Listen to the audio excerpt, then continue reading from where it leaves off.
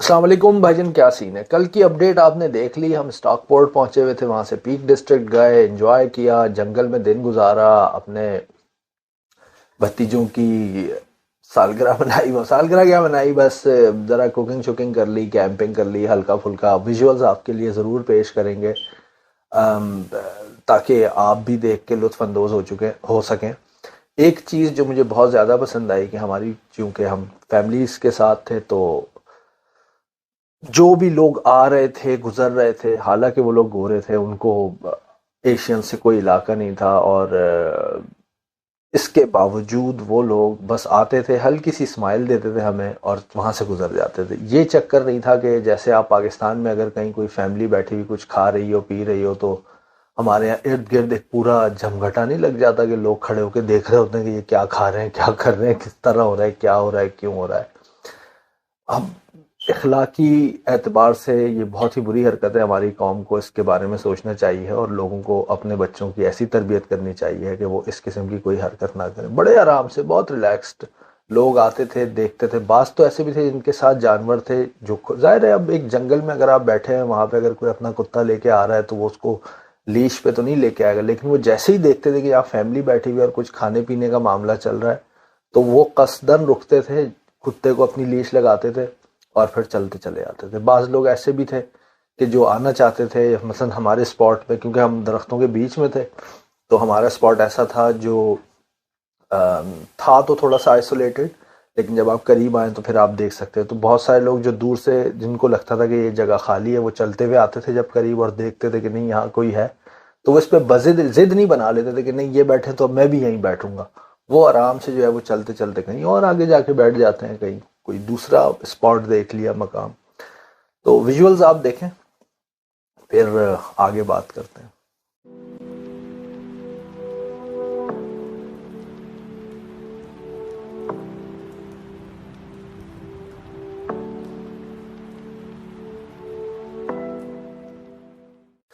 تو یہ ہماری چھوٹی سی پکنک تھی بھائی، اوور نائٹ اسٹے کا ارادہ تو یہی تھا کہ اسی جنگل میں کیا جاتا، لیکن یہ کہ ظاہر ہے فیملی کے ساتھ تو ناممکن بات ہے، کیونکہ بہت ساری مطلب ایک تو کیمپس اور بیڈز اور بچے اور پھر یہ سارا کچھ، تو ایڈلٹس اونلی ہو تو پھر ظاہر سی بات ہے کہ پھر تو آپ کر سکتے ہیں، لیکن ظاہر ہے کہ اگر بچے آپ کے ساتھ ہوں پھر ذرا سچویشن الگ ہوتی ہے۔ تو ہم نے پھر یہی ڈیسائیڈ کیا کہ اوور نائٹ ہم اسٹاک پورٹ میں تھوڑا سا اسٹے کر لیتے ہیں اور اس کے بعد پھر آگے جا کے یہاں پہ جس طرح بھی ہے اپنی پکنک کریں گے، ٹائم سپینڈ کریں گے، چائے شائے پئیں گے، کھانا پینا کریں گے اور بس پھر نکل آئیں گے۔ تو مزہ بہت آیا، اللہ کا شکر ہے۔ موضوع پر آتے ہیں بھائی، چکر یہ ہے کہ انیل ناجی صاحب نے آج ایک وی لاگ کیا ہے اور وی لاگ میں انہوں نے بتایا ہے کہ کیسے جاوید چودھری صاحب نے اپنا حکم جو ہے وہ ان پر چلانے کی کوشش کی۔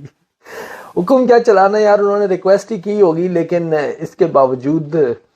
یعنی تھوڑی سی ایک عجیب سی بات لگتی ہے نا کہ ایک آدمی سے آپ کی نہ بات چیت ہو، نہ اتنا تعلق ہو، نہ کوئی بہت زیادہ کوئی آپ کی مکسنگ ہو، اور آپ اس کو کہہ رہے ہیں کہ بھئی جا کے ذرا دیکھ کے آؤ کہ کیا ہو رہا ہے، کیسے ہو رہا ہے۔ تو لائک آئی آلویز ویلیوڈ کہ بھئی لوگوں کی پرسنل اسپیس ہوتی ہے، پرسنل چوائسیز ہوتی ہے، اس کو انویڈ نہیں کرنا چاہیے۔ عجیب سی بات مجھے تو بہت زیادہ سن کے مجھے اتنی کوفت ہو رہی تھی، تو ناجی صاحب پہ جن پہ گزری ان پہ کیا گزری ہوگی کہ چودھری صاحب کہہ رہے ہیں کہ بھئی جا کے ذرا مجھے بتاؤ کیا ایریا ہے، کہاں میں انویسٹمنٹ کروں اور فلاں کروں۔ لیکن اس سارے معاملے کے اندر جو سب سے اہم بات تھی وہ یہ تھی کہ جاوید چودھری صاحب کے پاس اتنا ماشاءاللہ سے پیسہ ہے کہ وہ پاکستان سے نکل کر، یعنی ایکسٹرا کیش ان کے پاس اتنا ہے کہ وہ پاکستان سے نکل کر یو کے میں انویسٹمنٹ کی غرض سے پراپرٹی خریدنا چاہتے ہیں۔ مجھے بڑی، یعنی یقین کریں مجھے خوشی ہوئی، خوشی اسی بات پہ خوشی ہونا بنتی تھی بھائی کہ جو لوگ یو کے میں رہتے ہیں نا اور یو کے میں پراپرٹی خریدنا چاہتے ہیں، تو یہاں پہ خاص طور پہ آج کل کے دنوں میں تو وہ بیچارے صرف خواب و خیال میں ہی سوچ سکتے ہیں کہ بھائی یہاں پہ پراپرٹی کس طریقے سے لی جائے۔ لیکن کمال ہے بھائی، جاوید چودھری صاحب جو ہیں وہ اللہ نے انہیں اتنا برتایا کہ وہ اوورسیز سے آ کے اور یہاں پہ پراپرٹی لینا چاہ رہے ہیں۔ دیکھیں جب بھی یورپ میں اگر کوئی یہاں رہتا ہے، یہاں جاب کرتا ہے اور پھر وہ پراپرٹی لینے جاتا ہے تو اس کے لیے تو گورنمنٹ بہت زیادہ آسانیاں پیدا کرتی ہے کہ آپ 10% یا 5% یا 12% گھر کا ڈپازٹ دے کر اور اپنا گھر کے اندر موو ان ہو سکتے ہیں. بینک آپ کے بہاف پہ پے کر دیتا ہے اور آپ تھوڑے تھوڑے کر کے بینک کو پے بیک کرتے رہتے ہیں. لیکن اگر آپ اوورسیز سے آ رہے ہو تو پھر آپ کو یکمشت تمام قیمت دینی پڑتی ہے، یا پھر میرا خیال ہے 30 یا 40% آپ کو ادا کرنا پڑتا ہے اور باقی پیسہ بینک ڈالتا ہے. جو گھر 3 سے 4 لاکھ کا ہو اس کا 30% بھی کتنا ہوگا میرا خیال ہے یہ بتانے کی ضرورت تو نہیں ہے. اور الحمدللہ ثم الحمدللہ بھائی جاوید چودھری صاحب کے پاس وہ 30% بطور اضافی رقم کے موجود ہے. مطلب اضافی رقم تو ہم جب بھی سنا ہے کسی سے یہی سنا ہے کہ 10,000 5,000 یہ بھی روپے میں بتا رہا ہوں. یا تو میرے دوست ہی اتنے کنگلے ہوں گے کہ جن سے میں نے کبھی سنا تو ان کے پاس اضافی رقم ہی اتنی ہوتی تھی، لیکن جاوید چودھری صاحب کے پاس بھائی £1,00,000 کے قریب اضافی رقم پڑی ہے. تو اللہ تعالیٰ اس میں برکت ڈالے. ہم تو یہی اللہ سے دعا کر سکتے ہیں اور کیا کہہ سکتے ہیں. چکر یہ بھائی کہ جب آپ ہائرڈ پین بن جاتے ہیں نا، جب آپ کو 8 سے 10 کنال کا گھر سادگی کا استعارہ نظر آتا ہے، جب آپ کو اینٹیکس کی کلیکشن نہایت سستی نظر آنے لگ جاتی ہے، ایسا لگتا ہے کہ یار یہ جو اینٹیکس میرے ارد گرد رکھے ہوئے یہ تو پرانا بوسیدہ مال ہے، بیکار چیز ہے، پتہ نہیں ان آنٹی نے کیوں لا کے رکھ لیا ہے. جب آپ کو چائے میں بسکٹ ڈبونے میں سادگی نظر آ جاتی ہے، یہ اور بات ہے کہ وہ بسکٹ ہی وہ ہو جو سالہ ایک پیکٹ ہی کوئی 1,000 800 900 روپے کا آتا ہو، تو پھر آپ یہ ساری بات، یہ تو بلکہ پھر کوئی کسی معنی میں کسی کھاتے میں ہی نہیں رہتی نا چیزیں باقی جو آپ دیکھتے ہیں.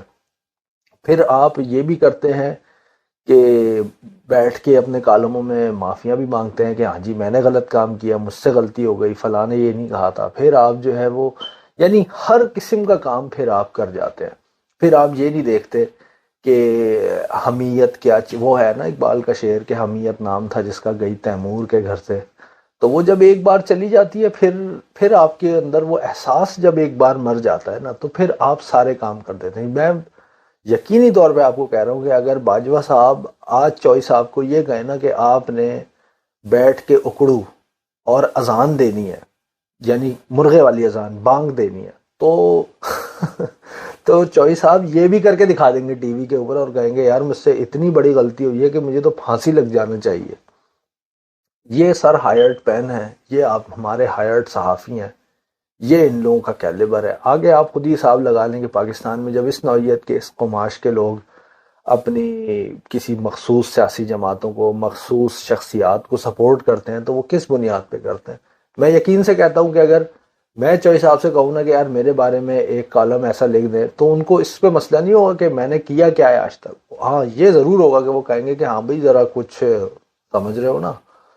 تو یہ چکر ہے بھائی جان. اب کھیل دلچسپ مرحلے میں داخل ہو گیا ہے. منصور علی خان صاحب نے بھی جو ہے وہ جاوید چودھری صاحب کی تردید میں ایک ویلاگ کر دیا تھا، بلکہ کیا تھا بلکہ کھڑکا دیا تھا اور بتایا تھا کہ اوئے ہوئے ہوئے ہوئے ہوئے یہ باجوہ صاحب نے میرے فون پہ تردید کر کے کہا ہے، کسی اور کے فون پہ اس بات کی تردید نہیں کی، لیکن 90% جو متن ہے جاوید چودھری صاحب کے کالم کا میں اس سے متفق ہوں. اب کیا کہہ سکتے ہیں یار. منصور علی خان صاحب کو میں واقعی ایسا صحافی سمجھتا ہوں کہ جو کم از کم جاوید چودھری کے قبیل سے تو نہیں ہے. چلیں آپ یوں کہہ لیں کہ اپنے تمام کمی کوتاہیوں کے باوجود منصور جیسے بھی ہیں، لیکن یہ ضرور ہے کہ he is not a hired pen. وہ جتنا مطلب ظاہر ہے عمران خان پاور میں جب تھے تو عمران خان پہ تنقید کرتے تھے، اس سے پہلے نواز شریف جب پاور میں تھے تو نواز شریف پہ تنقید کرتے تھے، but he some how maintains a balance. تو اب ان کو اگر یہ کہا جائے کہ وہ بھی چوئی صاحب والی قبیل سے ہے تو وہ تو بڑی غلط بات ہوگی. لیکن کمال ہمت ہے بھائی، کمال بلکہ دلیری ہے میں کہتا ہوں چوئی صاحب کی، کہ انہوں نے سیدھا کہہ دیا کہ ہاں جی مجھ سے غلطی ہوئی ہے. حالانکہ یقینی بات ہے کہ آج سے پہلے انہوں نے کبھی ایسی بات کم از کم کسی عام آدمی کے بارے میں نہیں کی ہوگی جس کے بارے میں انہوں نے غلط بیانی کی ہوگی. مثال کے طور پہ قاضی صاحب کا واقعہ میں پہلے بتا چکا ہوں کہ کس طریقے سے انہوں نے پہلے ایک واقعہ قاضی صاحب کی تعظیم میں اور ان کی عصمت کو اور عظمت کو بیان کرنے کے لیے سنایا، پھر وہی واقعہ کوئی 2 4 5 سال 7 سال کے بعد انہوں نے قاضی صاحب پہ تنقیدی انداز سے بھی سنا دیا. تو کیا کہہ سکتے ہیں، یہ ہے ہمارے چوائس۔ بہرحال ویڈیو آپ نے دیکھی، پسند آئے تو لائک شیئر سبسکرائب کرنا نہ بھولیے گا۔ اگلی ویڈیو تک کے لیے اللہ نگہبان۔